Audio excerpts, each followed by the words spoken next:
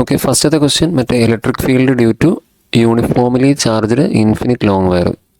പ്രത്യേകിച്ചൊന്നുമില്ല, പടം പഠിച്ചോളാം. പടം പഠിച്ചിട്ട് നമ്മൾ മറ്റേ equation flux phi is equal to integral E dot D S is equal to Q by epsilon 0. Okay, പിന്നെ അടുത്ത സ്റ്റെപ്പിൽ ഈ integral E dot D S വരെ എന്ത് കൊടുക്കാം? ഇ ഡി എസ് കോസ് 0 എന്ന് കൊടുക്കാം. E D S cos 0 is equal to Q by epsilon 0. Okay, cos 0 എന്താ 1 അല്ലേ? അപ്പോൾ അടുത്ത സ്റ്റെപ്പിൽ എന്ത് വരും?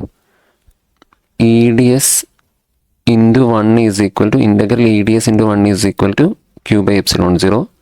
പിന്നെ E D S into 1 E D S തന്നെ. ഇനി നമുക്ക് എന്ത് ചെയ്യാം? ഈ ഡി എസിനെ ഇൻ്റഗ്രേറ്റ് ചെയ്യാം. ഡി എസിനെ ഇൻ്റഗ്രേറ്റ് ചെയ്യുമ്പോഴത്തേക്കും ഇ ഇൻറ്റു 2π RL എന്ന് വരും. E into 2π RL is equal to Q by epsilon 0. എന്നിട്ട് E is equal to Q by 2π RL epsilon 0 എന്ന് വരും.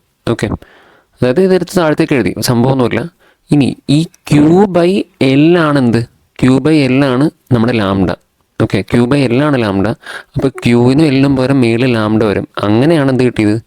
E is equal to lambda by 2π R epsilon 0 എന്ന് കിട്ടിയത്. എന്നിട്ട് അവിടെ താഴെ ഇങ്ങനെ എഴുതണം, where lambda is equal to Q by epsilon 0 എന്ന് എഴുതണം. ഓക്കെ, ഇത്രേ ഉള്ളൂ. ഇതാണ് ഫസ്റ്റത്തെ ഡെറിവേഷൻ.